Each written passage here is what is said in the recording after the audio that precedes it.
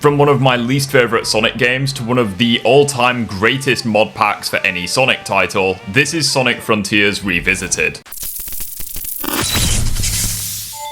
The question that I really want to answer in this video is this: can Sonic Frontiers Revisited transform one of my least favourite Sonic games into one of the best? And I don't think it's unreasonable to think that, considering it took Sonic 06, one of the worst Sonic games, and made Project 06, which is in my top 3 favourite Sonic games of all time. So let's get started. As soon as you load the game up, the differences are already there when we're talking about the cutscene quality. The updated character models coupled with the new lighting truly makes this game feel next gen, and also I love the model for Sonic as it truly gives me Jason Griffith vibes. Small attentions to details like this might not matter when it comes to the gameplay, but it really does go a long way because it shows that the developers of the mod pack are willing to leave no stone unchecked when it comes to delivering the best experience possible. With the new lighting in the second half of the cutscene adding to the moment beautifully, as all of a sudden things go from 0 to 100 at the flick of a switch. I love every moment of this cutscene. You're then thrown into 1-1 just like before, however in this mod pack there are a few changes to the level design as well as to the controls. Sticking with the level design, I think the developers did a really good job turning the nothing burger of stage 1-1 in the original Frontiers and transforming it into one of the best tutorial stages in all of Sonic the Hedgehog. Everything from grind rails to homing attack chains is right here, built into a very good stage around 2 minutes long, making it a very good introduction to the game you're about to be playing, keeping the original level design in Sonic Frontiers but just adding more meat to the bones. We then get the moment of the End's first interaction with Sonic, and once again I am completely blown away here. The updates to visual presentation makes this moment actually feel like something, rather than it being flat and lifeless in the original game. It's important to stress just how much better Sonic controls in this mod, as he has no delay between any of his homing attacks, and he has a bounce bracelet built into his kit now. He can also roll into enemies just like how he did in the classic games, which is a viable means of dealing damage to them. It's basically just a homing attack that knocks enemies into the air, kinda like the Psyloop, making it a neat addition to his combat abilities. Speaking of combat, enemies are fucking lethal in this mod as they attack with almost no warning, meaning that you have to make good use of your dodging and parrying abilities. And speaking of the parry, it actually requires timing now, unlike in the base game. The encounter against the Ninja Guardian was actually a wake-up call, as enemies in this game are no longer a pushover, and actually require you to pay attention and to engage with the combat. And considering this was one of my biggest criticisms with retail Frontiers, yeah, I consider this a step up and a thumbs up from me. Sadly, the tower mini-boss is just as big of a pushover in this as he was in the base game, though in fairness he has such an exploitable weakness I don't think there was anything the mod creator could have done here. Still, now that he's defeated, we can go to 1-2. The second stage in the game, now dubbed Eclipse Light, is also one of my favourites in this mod pack. However, it's the exact opposite of 1-1, since in this stage, the first half of the level is exactly the same, however the second half is totally different. The improved controls and the faster homing attack made getting through the first half a breeze, with the second half of the stage opening up, giving you greater 3D platforming as well as grind rail segments. And hey, they brought back the bottomless pit signs from Sonic Generations. Sweet.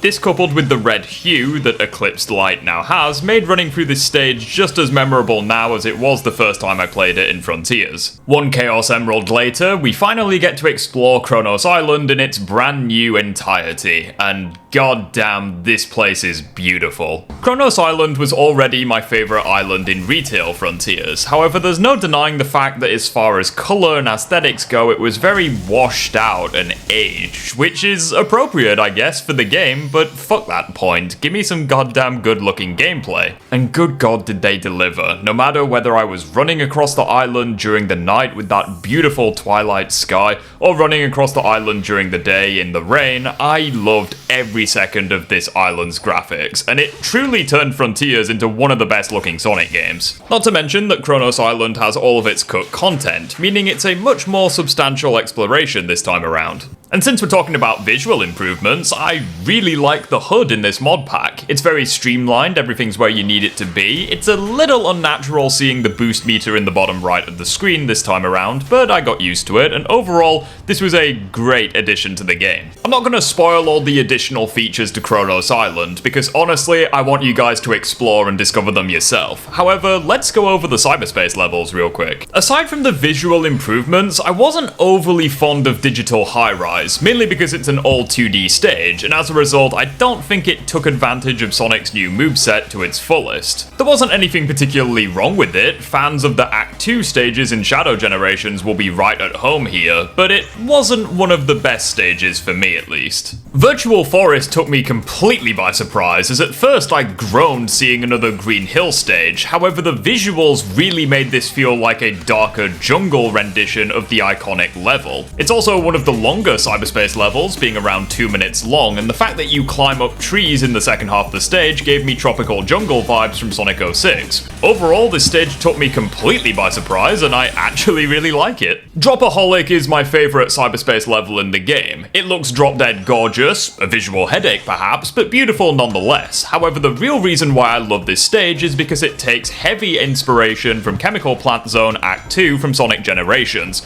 one of my favourite stages from that game. The stage feels like a condensed Shadow Generations level, as the entire stage is 3D from start to finish, there's amazing speedrunning opportunities, and the 3D platforming is honestly top tier. This stage honestly has everything. It has a great mix of speed, platforming, and you get to make use of all of Sonic's abilities. I'd go as far as to say that I think it's better than Chemical Plant Zone in Sonic Generations, and it's one of my favourite boost levels of all time. Tropic Roots, on the other hand, is easily my least favourite of the bunch. It's a washed out Green Hill zone that's all 2D, and it's also the shortest cyberspace level in the game, even shorter than 1-1, the tutorial stage. When the level reminds me of something from Forces, you know it's the weakest of the bunch by default. Cosmic Crossworlds I think is a pretty good level. It wasn't my favourite by any means, but there is a lot to love about this stage. Fans of City Escape will be very pleased with the first half of the level, with the second half offering a great balance of speed as well as 3D platforming. It's overall a pretty good stage, but it's not my favourite, as I said before. Considering that I thought the cyberspace levels in Retail Frontiers were close to being the bottom of the barrel for the boost formula, I think that the level quality overall has dramatically improved in this mod. I'd say the stage quality overall is right in the middle. I don't think it's better than Unleashed or any of the Generation games, but I think it's better than Colors, Forces, and Original Frontiers. There are some good stages, some really good stages, and then some that didn't meet my expectations. But it's a big improvement over the original game, that's most important. However, whilst the mod pack has impressed me thoroughly so far, I do have some complaints. The first one being that it's not very compatible with other mods, as you will softlock your game if you try mix and match to create your own experience. However, that's more of a Frontiers issue in general, and it's a hell of my own making, so I can't criticize the mod developers specifically. Cocoa missions are completely unchanged in this mod, and considering that everything else has got a massive boost in quality, it makes them stick out for all the wrong reasons. The one blessing being that they don't take very long to complete, but hey, they're still not very fun. Also, that fucking graveyard puzzle is still in the game, and it's shit. Just as much as it was in Retail Frontiers, and unfortunately this kinda makes me worried as to how bad the puzzles are gonna be in later updates. The Ares Island puzzle I'm not worried about too much, but I swear to god if the frickin' pinball puzzle on Chaos Island remains unchanged, that's gonna sting. Lastly, I'm still disappointed with the in-game cutscenes. Story-based cutscenes are fine and they look really good, but in-game cutscenes where characters are just talking, they still look flat and lifeless, which is a shame. Maybe there was nothing the mod developer could do, I don't know, it's just that you notice it all the more when you compare it to the new and improved cutscenes. But now we get to the main man himself, Giganto, and I have quite a few things to say about this guy. First of all, it's pretty cool that you can see Giganto now when exploring Kronos Island, because you can access the upper areas of the island. His boss arena actually feels organic and alive, unlike the flat bull that was his arena in the original game. And there are actually several different ways of reaching Giganto now, because there are platforming challenges in the arena which you can use to launch to the top of his head. And when you do, you're in for a big surprise.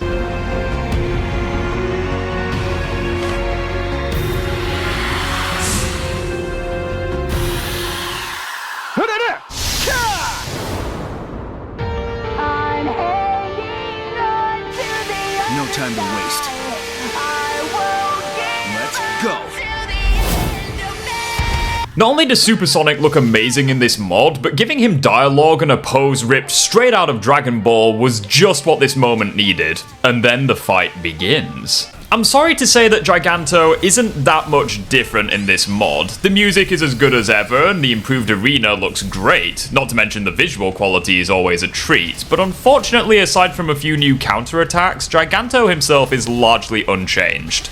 The biggest difference I can think of being the cutscenes, as I mentioned, since not only is the transformation different, but also his Phase 2 transition is different. Roll the clip.